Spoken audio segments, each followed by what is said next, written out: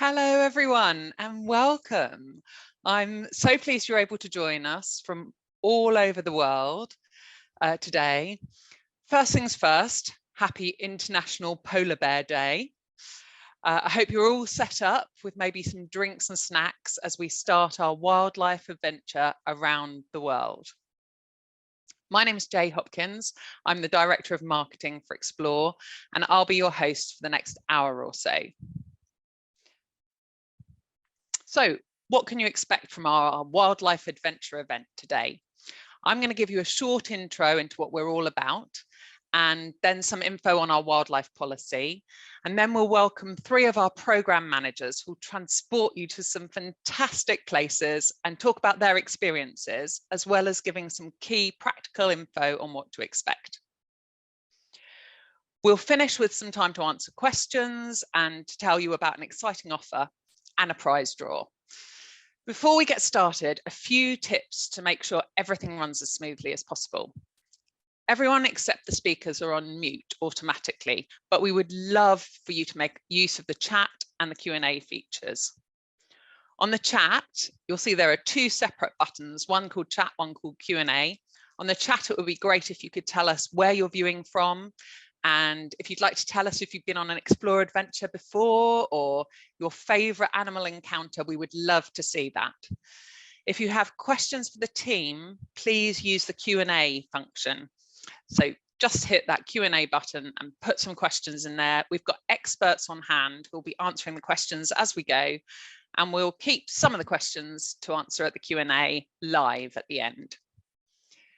If you miss anything or you need to duck out for refills or anything, don't worry. We're recording this event and we'll share the recording along with a summary of the most frequently asked questions. You'll get an email with the offer and a link to the video by the end of the week. So, about Explore. Before we get started properly, some of you will know Explore very well, I know, and there'll also be some of you on here who are not familiar with us. So a little bit of general info. We run around 350 small group adventures to about 100 countries worldwide. We've got classic cultural discovery trips, walking, cycling, and family tours, all with small groups, expert leaders, and unforgettable experiences. We also offer polar voyages.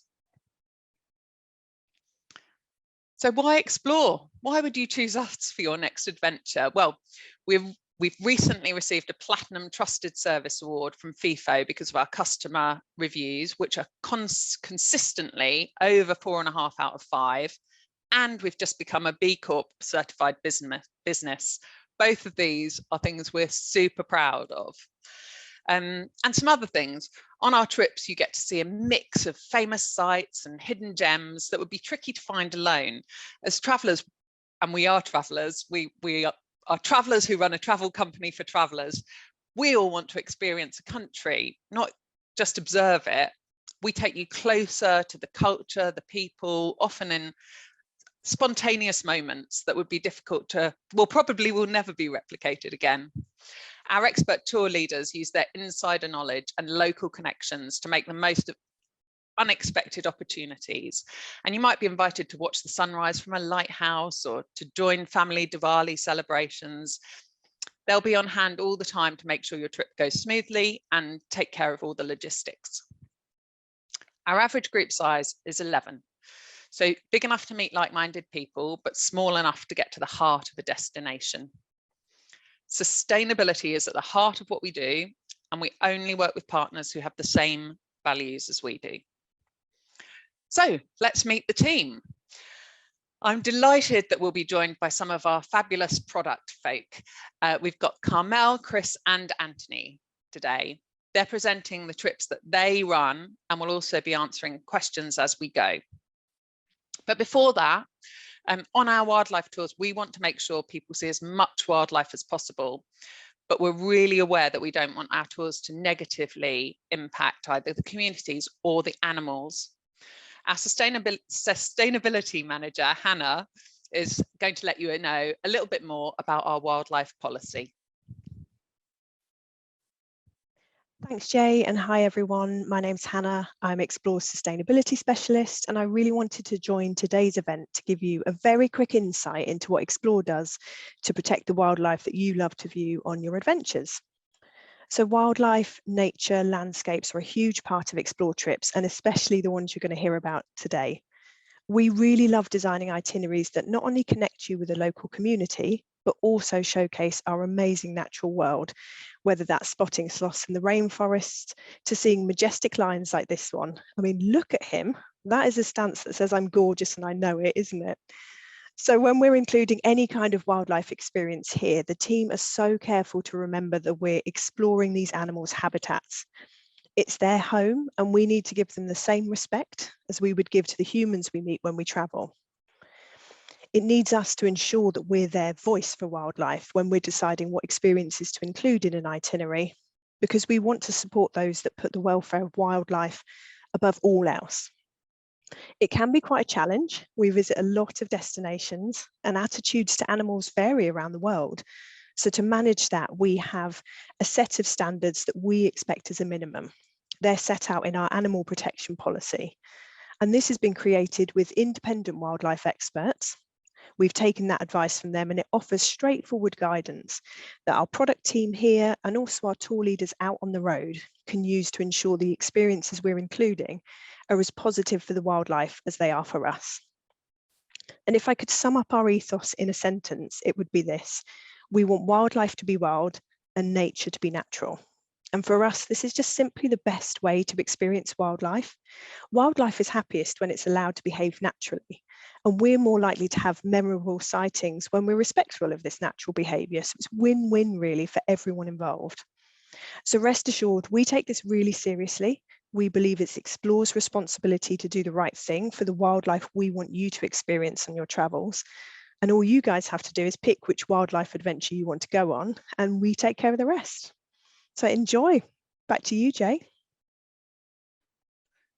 Thanks, Hannah. I know it's something that we all feel really passionate about, and we know our customers do too. I have to say, I've just been nosing in the chat while Hannah was talking, and it just is fabulous seeing the range of different trips and different countries that people have been on. So thank you ever so much for sharing that with us. We really appreciate it.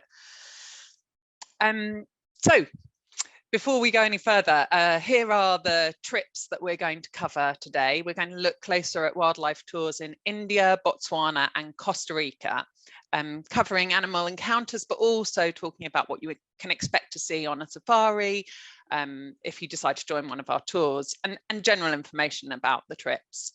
So first of all, I'd like to introduce Chris Ellis, who is going to talk to you about our tiger safari in India. Over to you, Chris.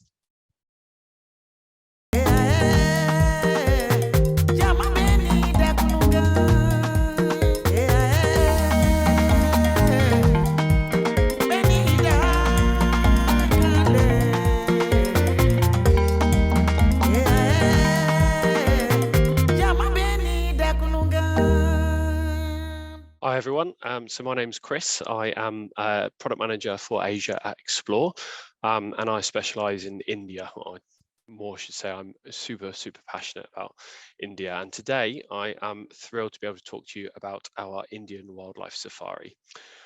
So this trip takes in the beautiful central parks of central India, crossing three states: Rajasthan, Uttar Pradesh and Madhya Pradesh. So why this itinerary in particular? Well, Explore is on a bit of a mission at the moment, many of you might know, to try and reduce the amount of carbon we emit on our trips. And one of the big ways that we can do that is to reduce the number of internal flights that we use on our tours. And we looked at introducing a wildlife trip, but a lot of other operators fly because of the distance involved. So I challenged myself to come up with an itinerary that travels over land and covers off these destinations, but it doesn't do so in a way that compromises the quality of the experience. And it was a bit of a challenge at first, but actually it turned out to be a bit of a blessing, because once I started looking at the journey that we could take, it's allowed us to squeeze in some pretty special experiences and put in 5 different national parks over the 2 weeks that we're traveling, 13 safaris within the 15 days. So it's very much a wildlife focused trip. So just to give you a very brief overview on the itinerary before I drill down in the detail. The trip starts in Delhi, goes down to Sariska Tiger Reserve for 2 nights, then over to Dolpa for a night aside the River Chambal, 2 nights in Khajuraho, where we visit temples and Panna National Park. Then we spend 3 nights each in Bandhavgarh National Park with 4 games, and in Kana National Park with 5 game drives, and then an overnight train back to Delhi. So just to unpick that itinerary a little bit further, why these national parks? Well, partly, as I said, it sort of fitted in really well with the overland philosophy that we were trying to achieve. But I think for me, it's the variety that these parks bring, both in terms of the topography and the scenery, but also for the wildlife experiences. So I just wanted to break down the different national parks and give you an idea of what you're likely to experience there.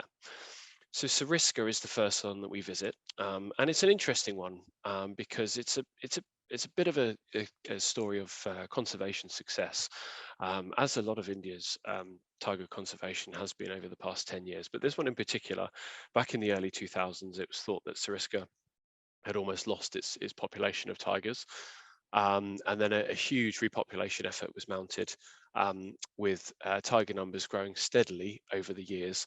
And now, present day, they're thought to be over 20 tigers there. Now, why is this relevant? Well, when tourism boomed in the sort of mid 2000s, I would say, if you wanted to do a tiger safari around the Golden Triangle, then Ranthambore became the obvious choice. And Ranthambore is a great place to go, but it's a very popular destination. And because of that, Sariska is still often overlooked today, despite good chances of sightings. So it felt like a really good opportunity to do a tiger safari within the confines of the Golden Triangle, but it not being quite as busy as its neighbour Ranthambore. In terms of what you're likely to see, it's in the Aravalli Hills of Rajasthan, so the topography is quite dry. You've got rocky hills, dry forests and scrublands, and that makes it quite different to some of the other parks I'm going to talk about. Next destination we visit is the National Chambal Sanctuary, and that's a protected area of Uttar Pradesh, along the Chambal River. And the difference here is that we do our safaris by riverboat, rather than by vehicle. So lots of chance for aquatic sightings, and I'll talk a little bit more on that in a moment. Panna National Park is the next one, which is beautiful, is known for being a stunning national park visually. It's got the Ken River flowing through the middle of it, and it has made up of thick teak forests, big wide plateaus and cascading waterfalls. It is less known for its tigers, although there's still a reasonable chance of spotting one. But this one is better known for bird life, especially big birds like vultures, eagles, and of course deer and several cat species. Then the trip moves on to arguably 2 of the best parks in India for tiger sightings and wildlife in general, which is Bandhavgarh and Kana. So Bandhavgarh is a smaller park, and is well known really because it boasts to have the highest population density of tigers in the world. And its topography is high grasslands, sal and bamboo forests, and really kind of its geography is the perfect hunting ground for tigers, and it's got a plentiful deer population as well. So it really does lend itself for great tiger territory.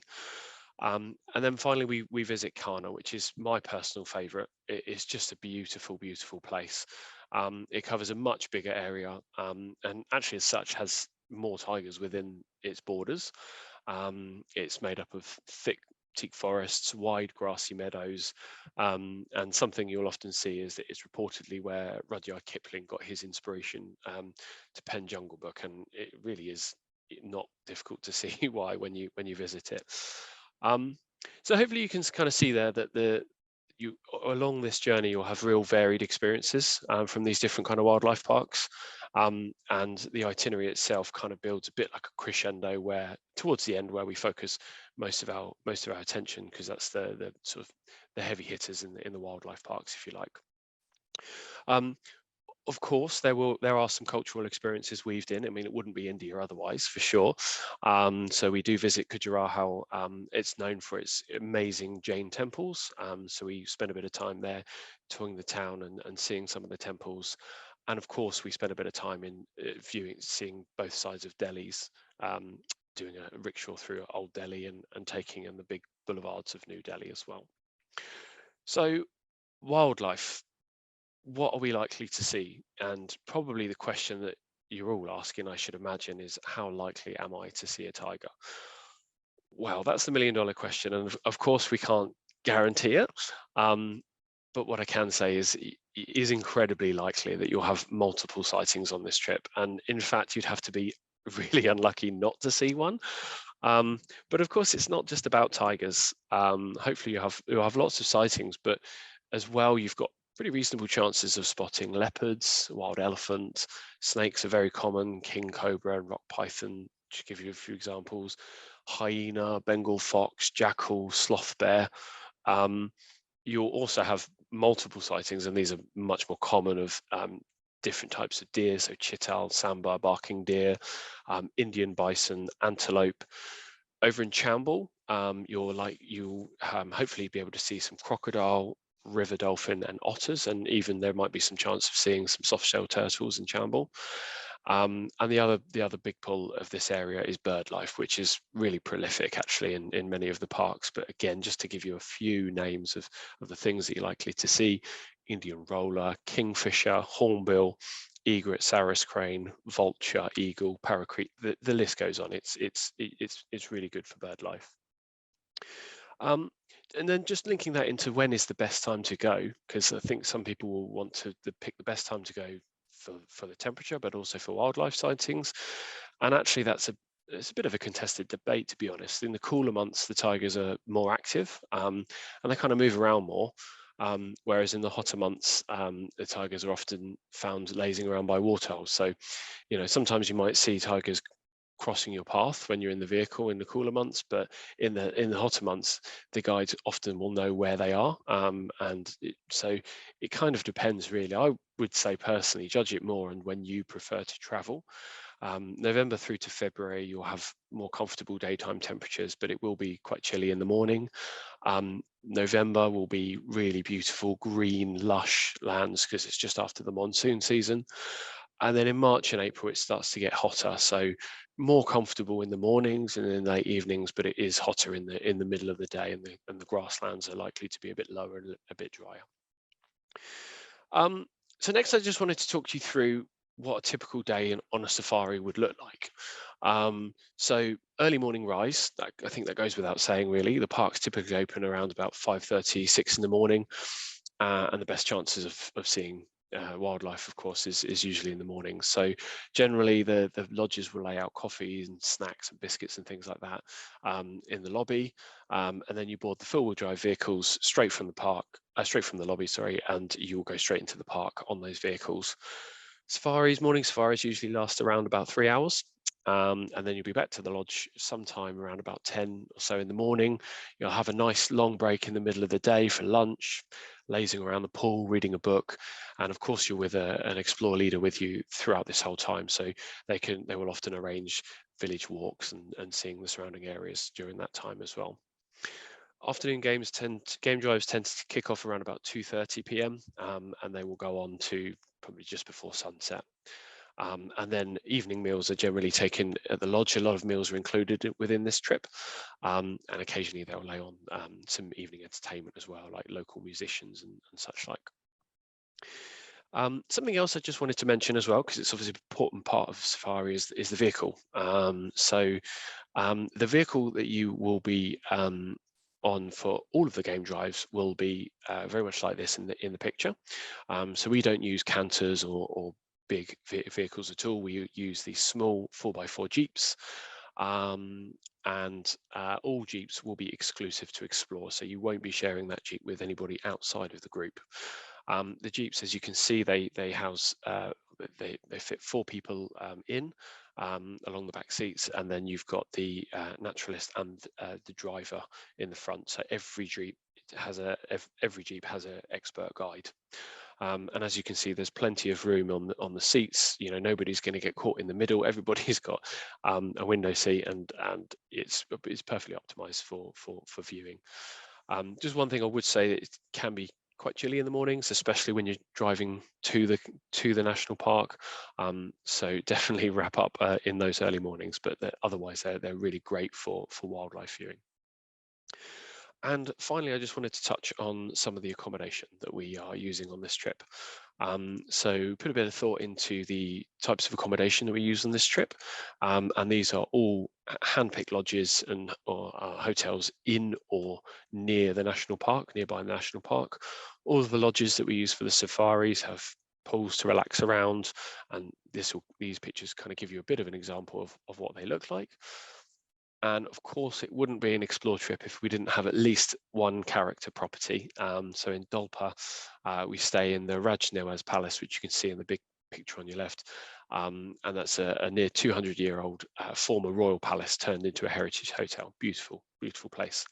And then finally, we spend one night on an overnight train, and trains in India have come on leaps and bounds over the years.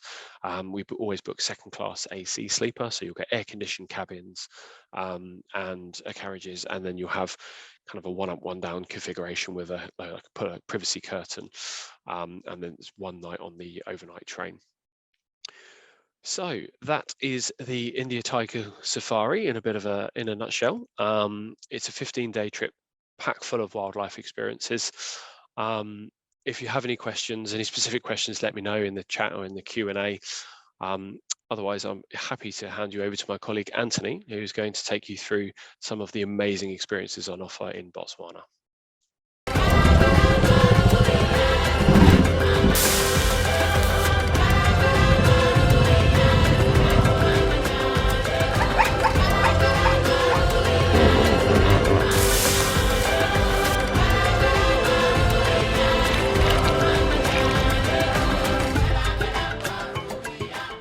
Thank you, Chris, for that.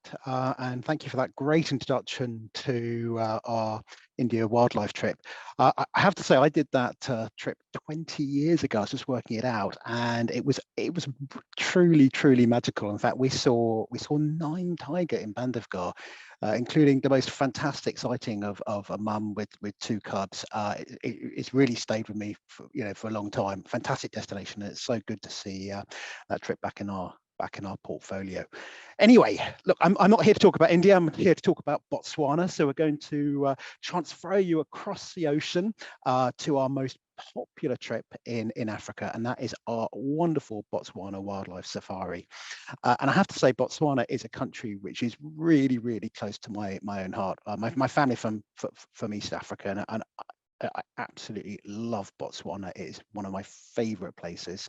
And I think not least because lots of countries have got prolific wildlife. You've got fantastic wildlife in the Masai Mara in Kenya. You've got great wildlife experiences in the Serengeti.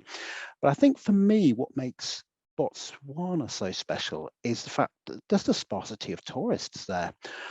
In fact, Botswana as a total, it's got a population of just over 2 million people, and yet it's the size of France and Germany combined. So the country is absolutely vast, but yet the amount of people that travel there is very modest when you compare it to some of the East Africa destinations. And so I really do feel it's one of those last great unspoiled wildernesses on the planet. So let's have a look at the trip in a little bit more detail. So in 2024, we're offering 2 versions of this tour, and I'm going to focus mainly on the Savuti itinerary, which is the itinerary as illustrated on the map on the left-hand side, although we'll touch on the Naxipan version as well towards the end. Now, Botswana itself, it's mainly flat. Most of the country is semi-arid. So the Kalahari Desert covers over 70% of the landmass to the south and also to the centre of the country. But the jewel in the crown is the Okavango Delta and the wonderful parks in the northeast of the country, which are Chobe, Savuti and Moremi. And this is the area which we really focus in on our trip. We start the tour in Victoria Falls, and this is a wonderful picture of the falls here. So this is new for 2024. We used to start in Marne, but we switched it to Victoria Falls because it offered better flight connectivity. And we have a great lodge that we stay in, Batonka, which is about a kilometre away from the falls. It really feels like home from home. It's actually so it's only been around for about 10 years now, but they've done a wonderful job. It really feels incredibly homely, beautiful landscape gardens, lovely pool. So that's where we're going to start the trip from, and we're going to do a full day in the falls with a tour there, and lots of options for adventurous activities for the following day as well. So first day in the falls, and then the next day we're going to travel over, journey around 1 hour. We're traveling from Zimbabwe across the KwaZulu border crossing to Chobe. Now, Chobe is all about elephants. The park itself is vast. It's over 10,000 square kilometers. It's in the tip of northern Botswana, and it goes all the way down in the west to the Okavango Delta, and to the south it borders Moremi. As I say, it is really famous for its vast herds of elephant and buffalo as well. In fact, at its peak, there's around between 40 and 60,000 head of elephant in the park. And in the dry season, what you'll get is a real congregation of those elephants along the Chobe River, where you can see them in their thousands. So it really is the most amazing spectacle. Lots and lots of other wildlife in Chobe. We've got lion, we've got cheetah, we've got leopard, hippo, a giraffe, bushbuck, wildebeest as well. So it really is a prolific park, and we stay in a wild campsite on the banks of the Chobe River. And that's going to be our base. And from July onwards, we're actually switching to a permanent camp on the river as well. So a great way to start the trip. Now, I've got in there a picture of one of our tour leaders. I'm just going to briefly mention this guy. So on the bottom right-hand corner, you've got a picture of BB there with me when I was lucky enough to go down there last year. BB's an absolute legend. I just want to mention our tour leaders. I know that there's quite a few of you on the presentation tonight who've been to Botswana, and I know that there's a few of you who will be traveling out there in the next few weeks. Look, we've got a great team of leaders. We've got Joe, we've got Chief, we've got BB, amongst others, and they really are so passionate. They are the best possible ambassadors we could wish for, and they really do make the trip come alive. So if we just have a look at the next slide, please. And I've just put this picture in here just to give you a bit of an illustration of the vehicles that we're going to use in the trip. So here's BB at the helm here, driving our vehicle. And you see that so we're using stretched Toyota Land Cruisers. They accommodate a maximum of up to 12 people. And they're open-sided. So the great advantage of these vehicles is it really does give you maximum visibility for game viewing. As Chris mentioned earlier, the structures that we'll go out for a game drive in the morning. We'll head out early, so just before the sun rises, where wildlife's just waking up. The best opportunities to see game, and we'll basically follow where the wildlife is. So the guys have led trips in Botswana for years and years and years. They're in communication with other drivers in the vicinity as well. So we're really using the time we have to maximize our wildlife viewing. And I was really dumb. I mean, I was only had a few days. I didn't do the full tour, and I was absolutely overwhelmed by the amount of wildlife we saw, and how just we hardly saw any other vehicles. I think that's what made it really special. So anyway, the toy to land cruisers are great vehicles in which to go out and really maximise our time in the park. So if we go on to the next slide, so after 2 days in Chobe, we head south, and it's around a 4 to 5 hour drive through the teak woodland as we transition from Chobe into Savuti. And Savuti is, you know, again, it's very, very prolific wildlife. It's more of a wetland area. So you're transitioning through this teak woodland into a more wetland environment. Great for bird watching. So African hawk eagle, for example, tawny eagle as well. You've got lots of hornbills there. So really prolific bird life and great mammal spotting opportunities as well. And I think for me, what makes this trip so special is the fact that starting in Chobe, traveling through Savuti, and then continuing as we do through to Maremi, you've got these 6 nights, so 7 days of back-to-back off-grid, no tarmac roads in sight, just wall-to-wall wildlife viewing. We're wild camping. I'll talk more about the camping setup in a bit, and it really does give us some maximum time to see the wildlife in their natural environment.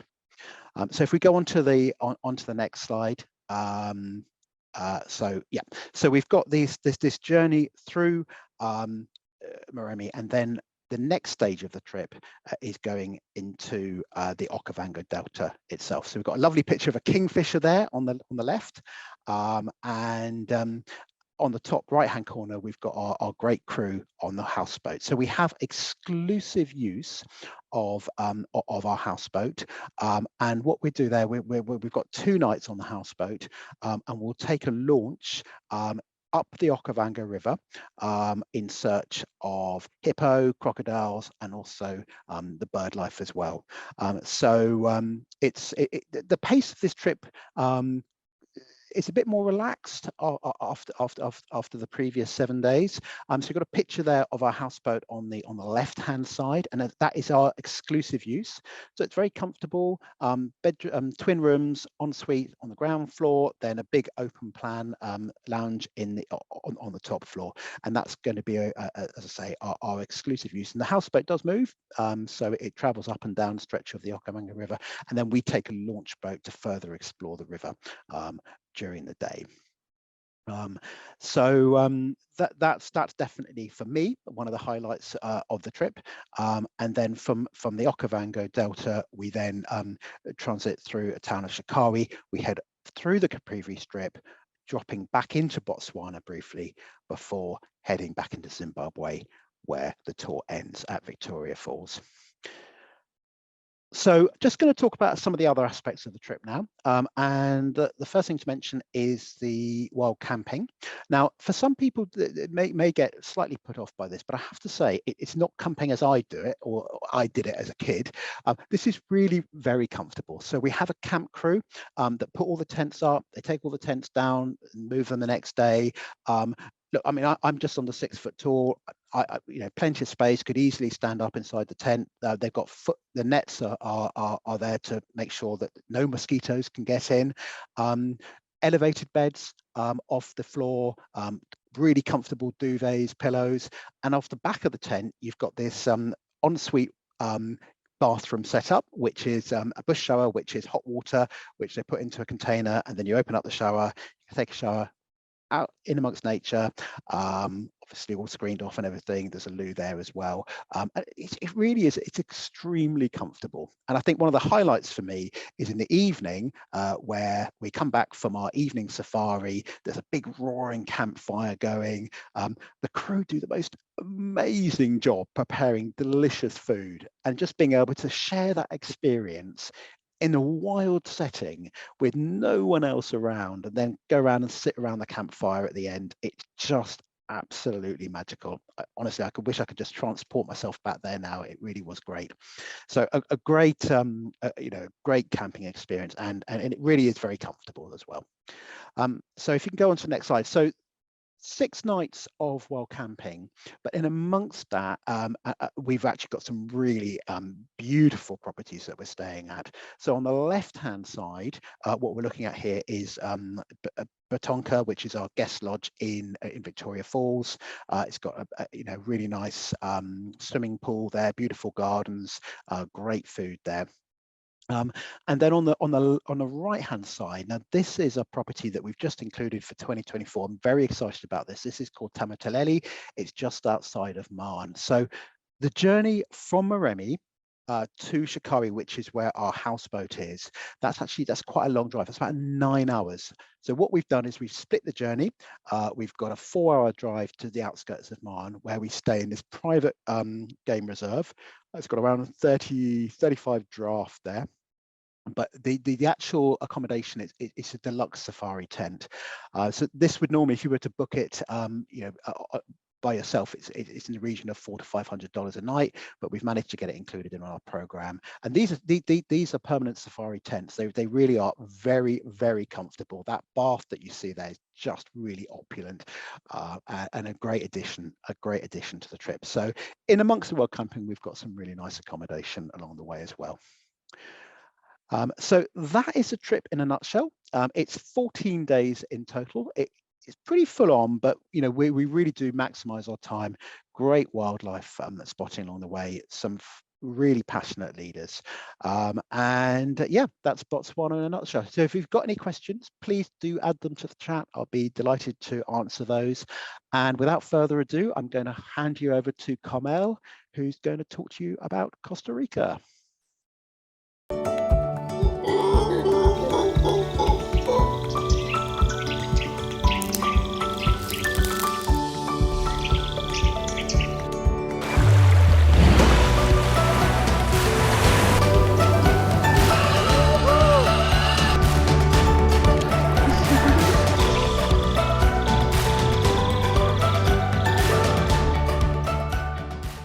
Hi everyone, here I am to talk to you about Costa Rica, which gives a bit of a different type of wildlife tour, vastly different really than a typical safari experience. So it's going to be a bit of a different journey here through the jungles of Costa Rica. So to talk you through this trip, it's a 2-week tour, and the absolute beauty for me about traveling in Costa Rica is that it's so small. This is a country that is 5 times smaller than the UK. For all of our American listeners out there, it's about the size of West Virginia.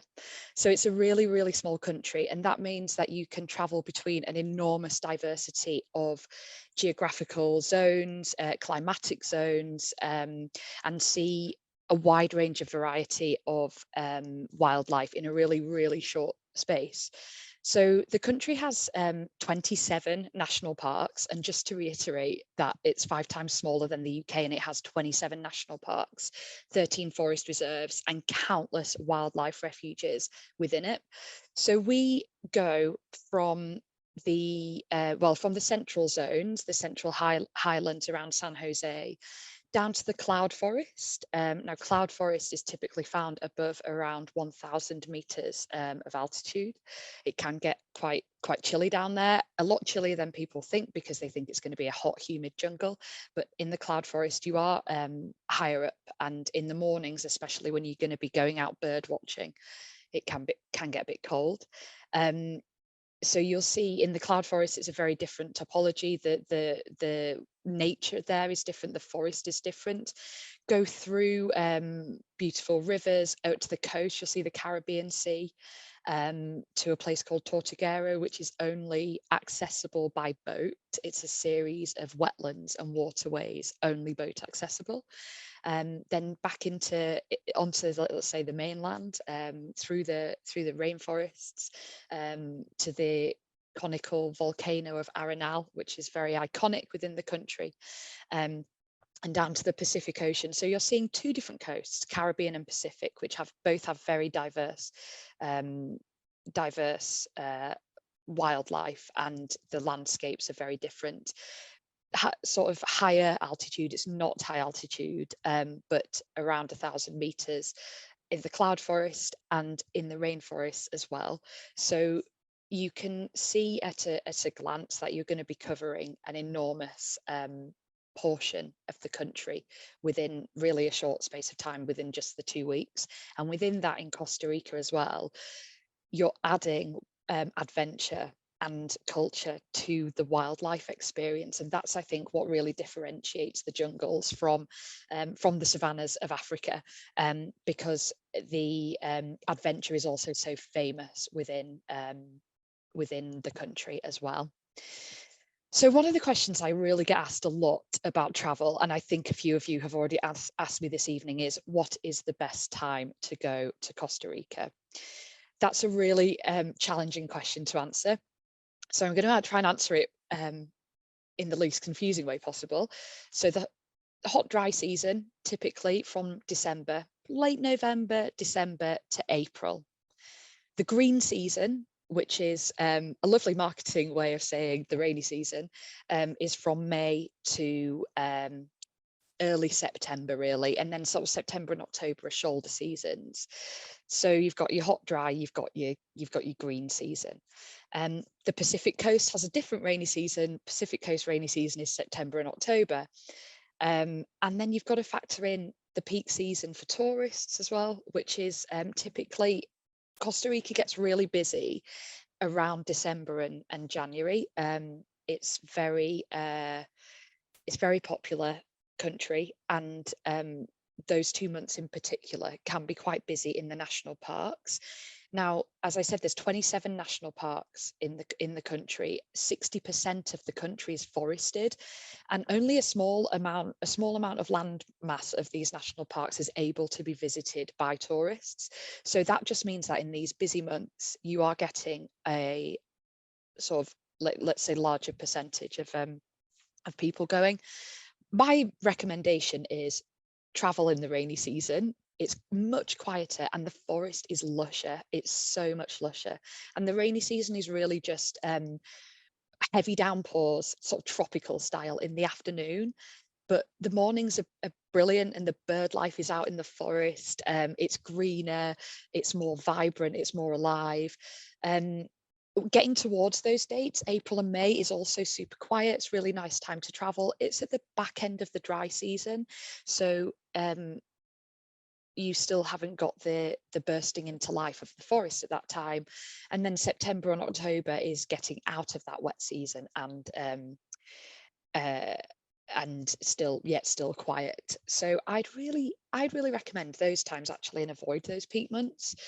You also want to consider, if I'm not confusing you enough, the animal, obviously the wildlife seasonalities within the country.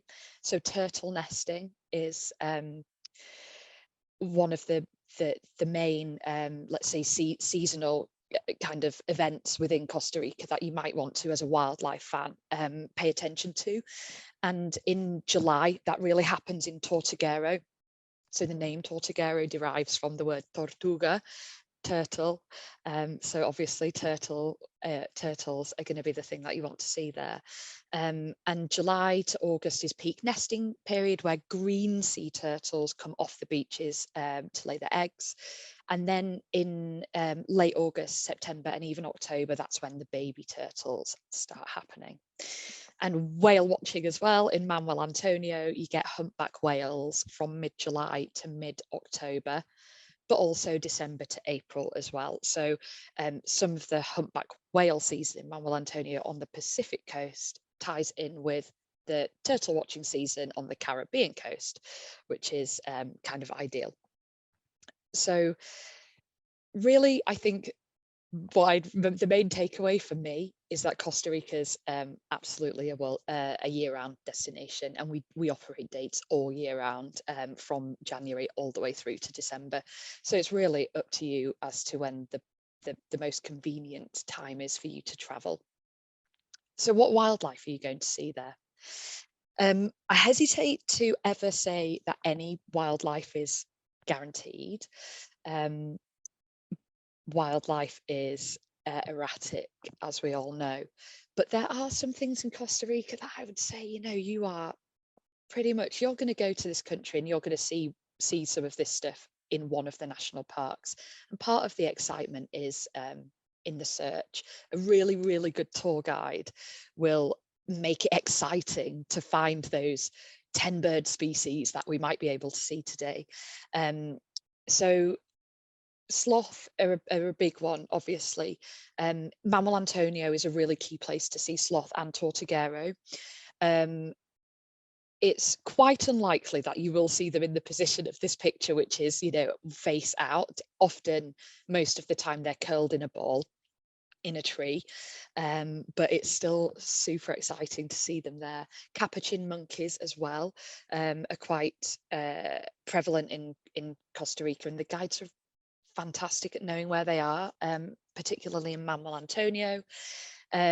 You've got Black River turtles and a variety of turtles around Tortuguero, even outside of turtle nesting time. And in addition to that, all the fantastic bird life, hummingbirds, 100%. You would see quite a few of the lodges have hummingbird feeding platforms where they'll put out some fruits or whatever, and a lot of the lodges have their kind of own almost botanical gardens in the grounds. Red-eyed tree frog, poison dart frog, or blue jeans dart frog, as they call them, toucans in different varieties, and a bunch of other birds: tanager, motmot, clay-coloured thrush, trogons, aracari. That it's just going to be par for the course in Costa Rica to be avidly bird watching. Now there are others. Obviously, one of the main birds that people want to see in Costa Rica is the resplendent quetzal. The best months really to see a quetzal are mid-February to June. That's more likely.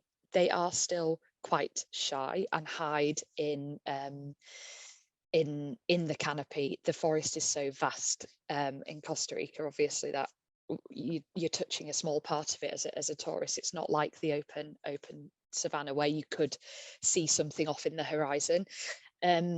But we go to the cloud forest, and the cloud forest area where we go has a national park called Parque Los Quetzales, which is pretty much the best place in Costa Rica to see them. So if you are going to see them, you're going to see them in that park. There's iguanas, larger mammals, coati, agouti are possible, scarlet macaws, green macaws, even anteaters. We've had people see those on trips before. So what I'd really say is, don't get your hopes up about any one species in Costa Rica. You go with an open mind, because the forest is going to give you a lot, and there's wow moments and surprises around every corner. But if you're expecting to see something, the chances are you'll spend all your time pinning your hopes on that one species and almost forget all the other things that you're seeing as well. So that's sort of a run through of the types of wildlife that you'll see in Costa Rica. And just to give just a bit of an outline of a day, typically we go out in the early morning to do things like bird watching or animal, to look for animals. That's when the wildlife is slightly more vibrant. And we also have a night walk as part of the trip, and that's more of your snakes, big moths, spiders, that kind of thing. That's really cool and very atmospheric. And at some point, so everyone gets a torch, but at points in the trail, the tour leaders advise you to turn your torches off, and you just in silence listening to the sounds of the forest. It's fantastic. So in addition to the wildlife in Costa Rica, we just move on to the next slide. As I said, adventure is really a key part of it. And I know obviously you're all here today because you're really interested in wildlife, but I think it's really important to mention that we include whitewater rafting as part of this tour. And it's grade 2 to 4 rapids, majority are grade 2 and 3. There are a couple of grade 4s in there. And the river is forest lined. So when you're traveling down there, it's likely that you'll be able to do bird watching while you're going. Anyone who doesn't want or like the thought of rafting, there are opt-outs. So there are a couple of other alternative activities that we can organise at no extra cost. So that's probably key to mention. And also there's SIP wiring and canopy walkways, hanging bridges in Costa Rica, which are great, and another way to get a bird's eye view of the forest. So just finally, I wanted to touch a little bit about the accommodation on the trip. Costa Rica, as I said, is really busy. We run trips all the way through the year, and we actually run sort of so many departures of this trip that we don't get all of the same accommodation on every tour, but these 3 lodges are kind of the things that you can expect. So we really try and go quite small lodges that are really in keeping with the forest and the wonderful nature there. So the top left is Guayavo Lodge in the area where you do the rafting. Bottom left is one of the lodges that we use in the cloud forest area, and it's absolutely surrounded by forest. So just waking up in the morning to those sounds, and maybe the howler monkeys will wake you up at 4:30, is just brilliant. And the one on the right hand side is at Arenal with a view of the volcano. So, you know, coming back to that swimming pool at the end of a day and just relaxing in the swimming pool with the view of the volcano is pretty spectacular. So that was a real whistle-stop tour of Costa Rica in a nutshell. And again, like Chris and Anthony said, if you do have any questions, please ask them in the Q&A. I'll jump in there now and answer, and we'll have time for Q&As in a minute, I think. And I'm going to pass you back to Jay.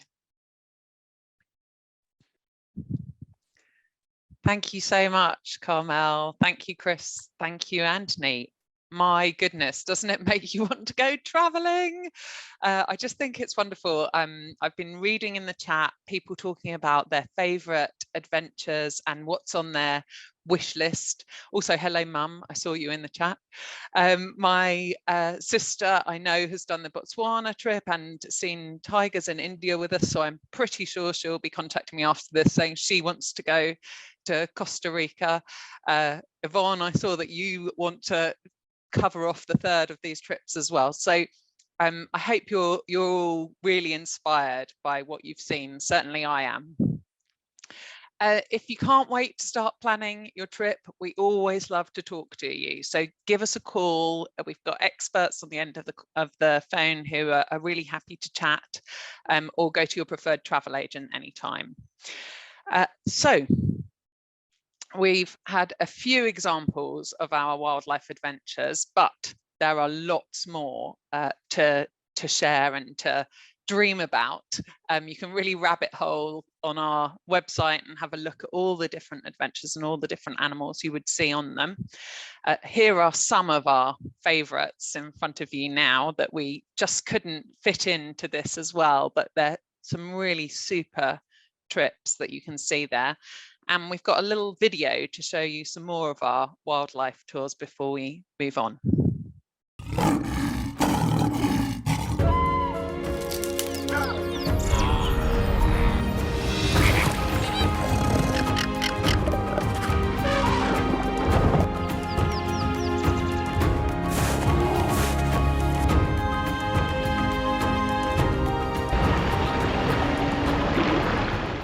Brilliant. Right, so still to come.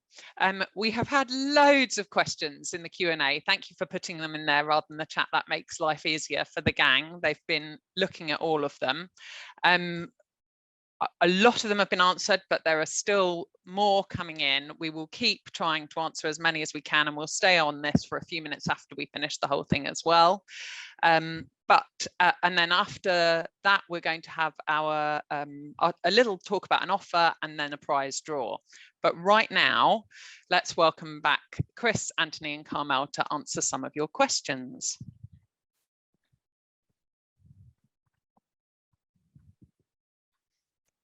Hey gang, welcome back. I'm just gonna, one of the questions that I keep seeing is about vegetarian, vegan, gluten-free, other diets. So I wonder if each of you could just briefly talk about how those work. I'm vegetarian and I have always found it, people have helped me, tour leaders have helped me, and it's been manageable, but there might be something specific about the trips that you've just talked about that is worth knowing. So could you talk about dietary requirements? Anthony, let's start with you. Yeah. Okay, yeah, so the on the wild camping elements, so 6 nights, the camp crew will prepare 2 dishes. They'll prepare a vegetarian dish and they'll prepare a meat dish. That's going to be the same on the houseboat as well. When it comes to Victoria Falls and the lodge in just outside of Marne, there's lots of options in terms of restaurants to eat out. So vegetarians definitely catered for. Vegans, I think it's always best to come and check any sort of special gluten-free meals. Look, the best thing to do is just to drop us a line, drop us an email, give us a call, and we can always we'll always do our very, very best to cater for those requirements as well. We just need to know about them in advance. That's great, thank you. Chris, when I was on my India tour, I'm vegetarian. It was the perfect place to be because it told me if there was meat included rather than in a British buffet where it only tells you if there's which things are vegetarian. It was kind of an alert to the meat. But what would you say overall in Asia?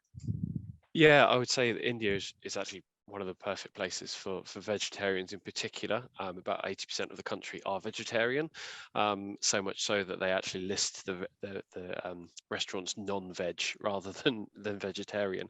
So yeah, I'd say you're pretty well catered for in terms of how it works. A lot of the hotels lay on really good quality buffets, so you've got lots of choice, vegetarian, vegan friendly food. Any sort of dietary requirements is really well catered for. The other thing I would say about Indian food, sometimes people are worried about the level of spice, and again, it's just really not something that you need to worry about in India. It's something that tour leaders and really everybody working in hospitality are aware of. And I'm a big fan of spicy food, and I have to really labour the point for them to actually give me something with some spice, because they're so scared of giving Westerners spicy food that they tend to do everything quite mild, and you just have to actually ask them if you want it spicy. So again, they're really it's really well catered for in this respect. Brilliant. Carmel, South America. Yeah, so Costa Rica in particular, there's so much fresh fruit and veg in all of Central and South America that's a big part of the diet, and as is rice. So I'd say there's absolutely no problem going as a vegetarian. If you don't like rice, that's another matter. But yeah, vegetarians well catered for, and they can certainly accommodate vegan diets as well. They have such a high proportion of American people living or having second homes in Costa Rica that they're really well adapted to, in particular, to dealing with dietary requirements. So most restaurants are totally able to provide alternatives there. That's brilliant. Thank you, guys. And the other sort of general question I would say is all about photography. Do the leaders allow time for photography? What about safari vehicles? Do they make sure that there's no glass so that people can get great pictures? And so one person in particular was asked if you had to choose one tour, maybe India or Botswana, which would you go on if you were a wildlife photographer? So Chris, can we start with you? India, definitely. Yeah, I think the vehicles that we use in India are really well set up for photography. You don't really have to worry about glass because there isn't any, so you're able to stick your camera or your phone straight into the wildlife for really unhinged viewing. I would say, in terms of which one is better to recommend, I'm obviously biased, and I have to say I've not been to Botswana, so I can't give a nuanced answer. But what I would say about India is, I think I'm an amateur photographer as well, and what I love about India is that it's not just wildlife photography opportunities. Everything you see, everyone you see is interesting, and they're so friendly, they're so willing to have pictures taken and whatnot, that it offers a really, really vast array of photographic opportunities, not least the wildlife. Great, thank you. Carmel, how about you? Photography in Costa Rica? Yeah, I think Costa Rica is totally underrated in terms of the potential for wildlife photography. Long lenses to get up to the canopy are essential, of course, because it would be a lot of bird, monkey, sloth, which are in the high branches.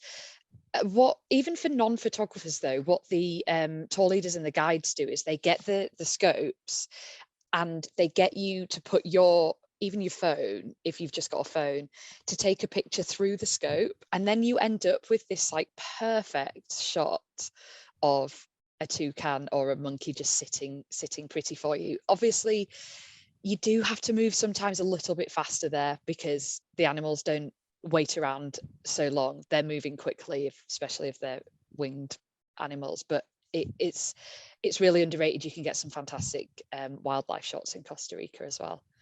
That's lovely, thank you. And Anthony, just really briefly, because we're tight on time. Yeah, absolutely. What about photography in Botswana? Yeah, I mean, so the vehicles are open-sided, as there's no glass to inhibit you taking photos.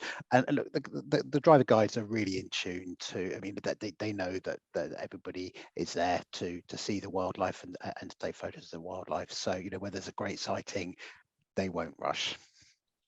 Brilliant, thank you so much.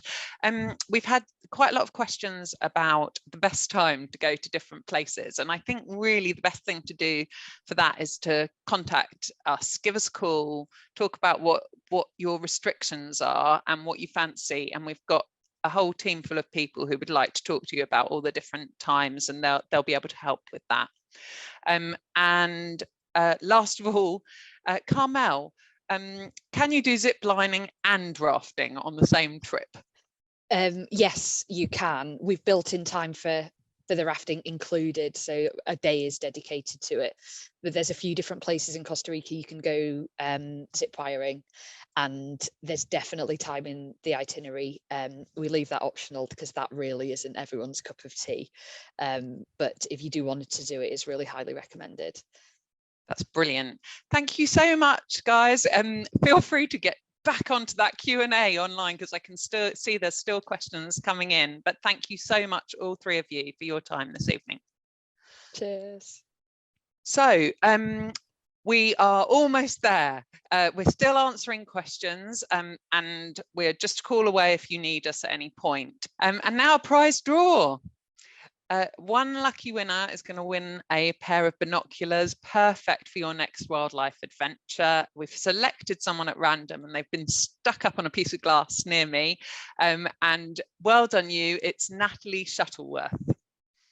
We will be in touch, Natalie, don't worry, we'll find your email and we'll be in touch to make sure it gets to you. Congratulations.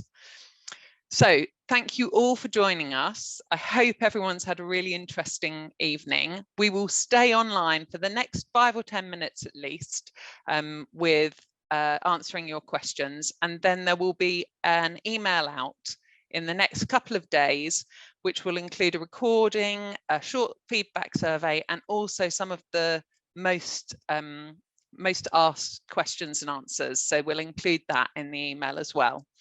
I hope you've all enjoyed yourself, and so we'll, as I say, we'll put up the final slide, but we'll stay online for a few minutes just to answer any more questions, and then email us if you've got anything that hasn't been answered.